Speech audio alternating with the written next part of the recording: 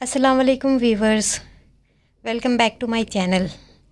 तो ये जो रूम आप देख रहे हैं ये एक छोटा सा रूम है और ये as a common room use होता है। तो इसमें बहुत ज़्यादा भीड़ भाड़ है, लेकिन जो इसका कलर है ना, उस कलर की वजह से इस रूम में काफ़ी अंधेरा रहता है। चाहे आप कितनी भी बत्तियाँ जला लें, लेकिन अंधेरा ही फील होता है। और मेरी बेटी जो है वो सबसे ज़्यादा इसी रूम में खेलती है, तो मैंने सोचा इसका कलर चेंज कर दिया जाए और क्यों ना थोड़ा सा चेंजेस किया जाए। तो उसके लिए सबसे पहले मैंने इसके सारे सामान को हटाया। सभी लोग इसी रूम को इस्तेमाल करते हैं, तो इसीलिए इसमें कुछ ज़्यादा ही सामान खचाखच भरा हुआ है। तो इसमें ना सामान को शिफ्ट करना भी काफ़ी प्रॉब्लम हो रहा था। तो सबसे पहले मैंने ये गद्दा हटाया। गद्दा हटा के मैंने इसको बाहर रख दिया, लेकिन मैं बेड को बाहर नहीं कर सकती थी क्योंकि बेड को रखना मुश्किल हो जाता। बाहर रखने के लिए स्पेस नहीं है, तो मैंने उसको थोड़ा सा खिसका लिया। गद्दा भी काफ़ी बड़ा है और ये सिंगल ही गद्दा है, तो इसलिए मैंने इसको बाहर रखा है। और बाहर रखने के बाद अब मैं सरकाऊँगी इस बेड को। वैसे तो ये बेड भी पूरा भरा हुआ है, लेकिन मैंने इसको फिर भी खिसका लिया। और खिसकाने के बाद उधर थोड़ा सा स्पेस बन गया जिधर मैंने झाड़ू लगाई। और ये देख सकते हैं अब पपड़ी उतरी हुई है दीवार से। तो यहाँ पे लगाऊंगी मैं पुट्टी, और पुट्टी लगाने के लिए मुझे करनी पड़ेगी उस दीवार की क्लीनिंग। तो मैंने सबसे पहले है झाड़ू लगाई। झाड़ू लगाने के बाद जो डस्ट वगैरह थी वो निकल गई है। उसके बाद मैं पत्ती की हेल्प से मैं उसकी जो झड़ी हुई दीवारें हैं उसको और क्लीन करूँगी, और फिर मैं उस पर पुट्टी मारूँगी। पुट्टी मारने वाला पोर्शन मैं रिकॉर्ड नहीं कर पाई क्योंकि इस रूम में बहुत ही कम स्पेस है। पीछे जो अलमारी रखी थी उसे मैं हिला नहीं सकती, वो पूरा का पूरा भरा पड़ा है और बहुत ही हैवी है। बेड को खिसकाने के बाद इस रूम में सिर्फ इतनी जगह बची थी कि आप सिर्फ निकल सकते हैं। तो सोच सकते हैं आप, ये रूम काफ़ी छोटा है और इसको क्लीन करने में भी काफ़ी प्रॉब्लम हुई। तो मैंने ये जो भी थोड़ी बहुत जगह मिली मैंने वहाँ कैमरा रखा और फिर इसको रिकॉर्ड करने की कोशिश की।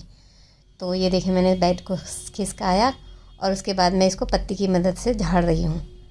और ये काफ़ी बुरी तरह से सिल गया है। मुझे नहीं पता ये सीलन कैसे आई है, लेकिन ये सीलन आ गई। पत्ती की मदद से मैंने ये पूरी की पूरी सिली हुई दीवार को झाड़ लिया और उसके बाद एक कपड़े से क्लीन करके इसमें मैंने पुट्टी मार दी। पुट्टी मारने के बाद हमने बाकी की वॉल पे मारी एक लेयर वाइट पेंट, क्योंकि हमें इसमें करना है pink colour. Pink colour grey colour पर चढ़ नहीं पाता, तो हमने पूरी वॉल पे मारी पहले सफ़ेद पेंट और उसके बाद फिर हमने किया बेबी पिंक कलर, जो कि बहुत ही लाइट शेड था। और एक वॉल को करना था मुझे डार्क कलर का ताकि वो हाईलाइट हो सके। तो उसके बाद हमने इसको शुरू किया। और पेंट करने का काम मैंने नहीं किया था, पेंट करने का काम मेरे देवर ने किया। और ये काम जो है पुट्टी का सारा काम मैंने खुद किया। तो मेरा हाथ भी पूरी तरह सना हुआ था, और क्योंकि मुझे पुट्टी करनी थी तो मैंने हाथ धोए भी नहीं थे। जगह की कमी की वजह से बहुत ही गड़बड़ हो रही थी। जैसे कि मुझे पहले इसे झाड़ना था एक कपड़े से और उसके बाद मुझे मारनी थी पुट्टी। और मैं पहले ही पुट्टी लेकर के आ गई। फिर मुझे ध्यान आया कि पहले मुझे इसे झाड़ना है क्योंकि इसमें से डस्ट झड़ रही थी। तो मैंने फिर लिया उसके बाद एक कपड़ा और कपड़े की मदद से मैंने इसको पूरा झाड़ा और फिर मैंने इसमें पुट्टी लगाई। पुट्टी को मैंने बहुत ही आराम से लगाया था जिससे कि चिकनाहट आ सके और दीवार में वो मिल जाए। उसके बाद हमने एक कोट मारा वाइट पेंट का और फिर उसके बाद हमने लाइट पिंक मारा। लाइट पिंक करने के बाद हमने सामने वाली जो वॉल थी उस पर हमने किया डार्क बेबी पिंक। वैसे तो बेबी पिंक कलर यही था, लेकिन बाकी जो हमने बाकी वॉल्स पे किया है वो वाइट में पिंक मिला करके किया है। तो काफ़ी लाइट पिंक है, जो कि दूर से अगर देखो तो वो वाइट ही लगता है। तो ये कलर चेंज होने के बाद ही ये रूम काफ़ी प्यारा लग रहा था और पहले की तरह बिल्कुल भी नहीं लग रहा था। फिर हमने घड़ी और फ्रेम को वापस वहीं रख दिया जहाँ से हमने उसे उतारा था। ये फ्रेम जो है मेरे हस्बैंड ने बनाया था बचपन में, जब वो मदरसे में पढ़ने जाते थे। तब वो काफ़ी छोटे थे और अम्मी ने तब से अभी तक संभाल के रखा है और ये उन्हीं के रूम में लगा हुआ है।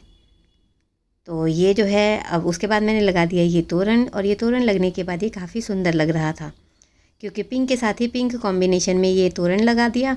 और मैंने बेडशीट चेंज कर दी जो कि मिलती जुलती थी इस रूम के कलर से। और ये देखिए अब ग्रे की जगह ये पूरा रूम जो है वो पिंक कलर में कन्वर्ट हो गया। और ये रखे हैं मेरे देवर के गिटार।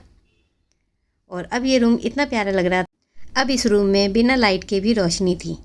खिड़की खोलने के बाद इस रूम में खूब रोशनी थी। और उसके बाद फिर हमने पेंट किए खिड़की और दरवाजे, जो कि ब्लैक कलर से पेंट कर दिए हमने क्योंकि वो पहले से भी ब्लैक पेंट थे।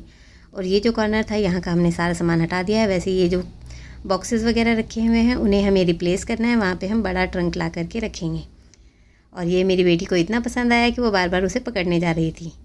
और ये है मैंने डोलची, और ये जो टोकरी थी वो वापस मैंने वहीं रख दी, क्योंकि उसमें अम्मी का सामान रखा होता है और डोलची में मेरी बेटी के खिलौने। तो फाइनल लुक जो हमारा तैयार हुआ वो कुछ ऐसा दिख रहा था। तो होप कि मेरी ये छोटी सी मेहनत आप लोगों को पसंद आएगी। अगर आपको वीडियो अच्छी लगे तो लाइक, शेयर और सब्सक्राइब ज़रूर कर देना। सबसे ज़्यादा जो मेहनत लगी वो इस अलमारी को और ये बॉक्स को हटा करके पेंट करने में लगी, क्योंकि रूम में स्पेस नहीं था। और इस अलमारी को हमने पहले खाली किया और फिर उसके बाद हमने उसे पीछे पेंट किया और फिर वापस उसको प्लेस करके सारा सामान वापस अच्छे से तह लगा करके रख दिया। और ये बस इतना काम करने में रात के 11 साढ़े 11 बज गए थे।